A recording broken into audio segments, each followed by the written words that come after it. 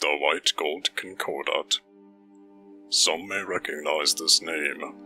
Some may fear it. Others respond to it with disdain. It is the name given to a treaty between two empires. A treaty so profound in its importance that it is likely the sole thing preventing the deaths of possibly every human in Tamriel. How did this treaty come to be? And why is it so important? These are the questions I shall answer. It all began over a century and a half after the events of the Oblivion Crisis. During this time, the Empire existed in a fragile state, having recently lost their rulership over elsewhere to the Thalmor, and lacking any influence within Valenwood and Blackmarsh for over 100 years prior. It was obvious that the Empire was slowly, but surely, becoming a distinctly inferior image of themselves compared to centuries earlier.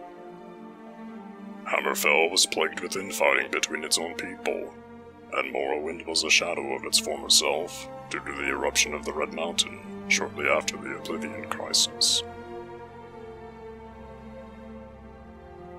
In the 168th year of the Fourth Era, a new emperor would inherit the throne, Titus Mede II. What he didn't realize at the beginning of his rule was that things would only get worse for the Empire, and only 3 years later, a Thalmor ambassador would arrive at the gates of the Imperial City with a covered cart in tow and an ultimatum in hand.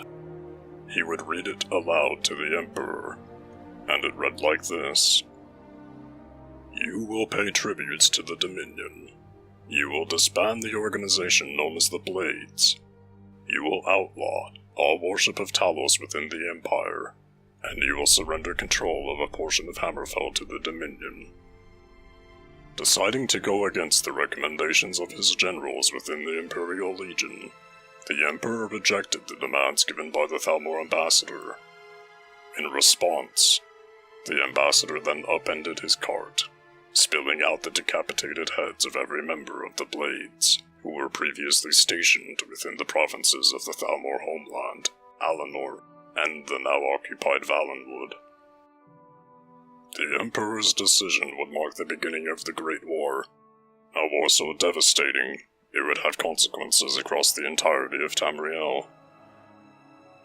The Thalmor chose the perfect time to begin this war, as the Empire had not been in such a weakened state for a very long time.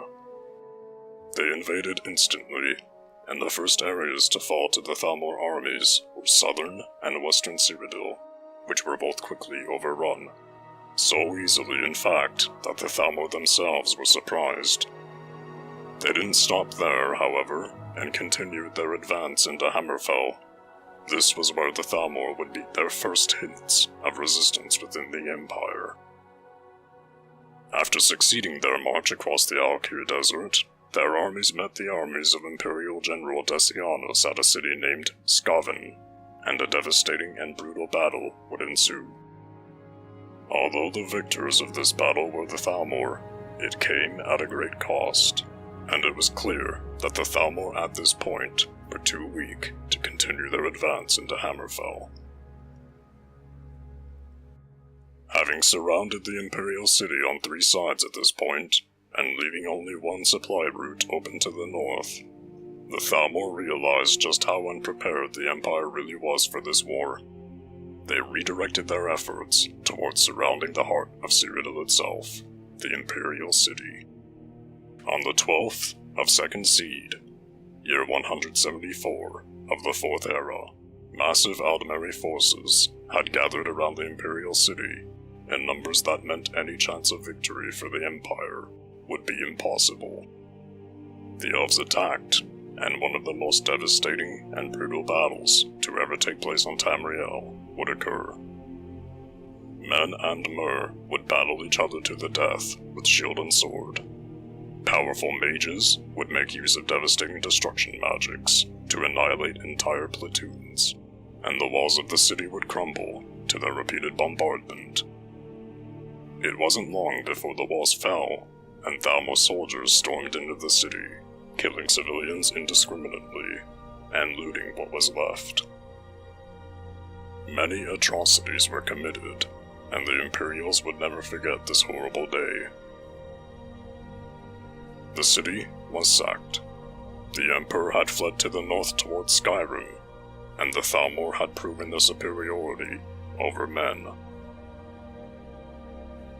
Only a few first-hand witnesses to this battle would go on to survive, and we can still hear their stories 25 years later in Skyrim. We can find one of them in the Jarl's Longhouse in Dawnstar.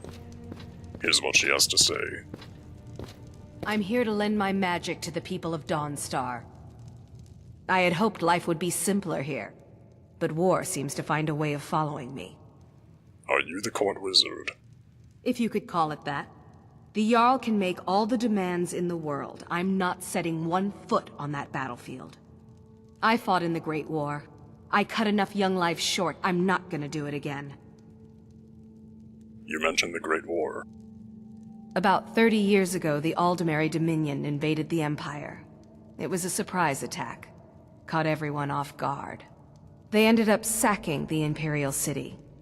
I was there, blasting apart young elven men and women with fireballs and lightning bolts.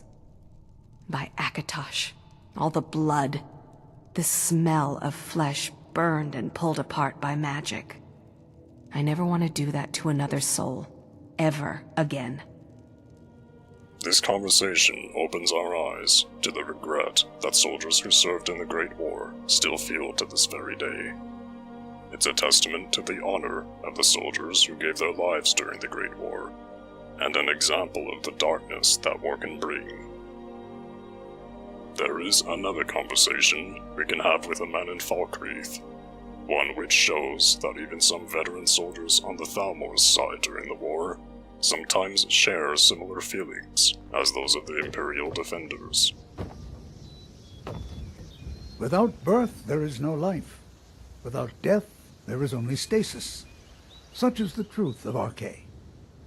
You're a priest of Koocai. I am. I came into Koocai's light after the Great War. So many died by my hands, my magics. I'm fortunate that Koost and the people of Falkreath have come to accept me as one of their own. Could you do an old elf a favor? I misplaced my journal in a cave I was exploring. I'll pay for its return. I'll find it. Blessing of Koocai to you for your help. When we find and read his journal, we discover that Runel still has nightmares regarding the war, even 25 years after he was leading Aldemary soldiers into battle against the Empire.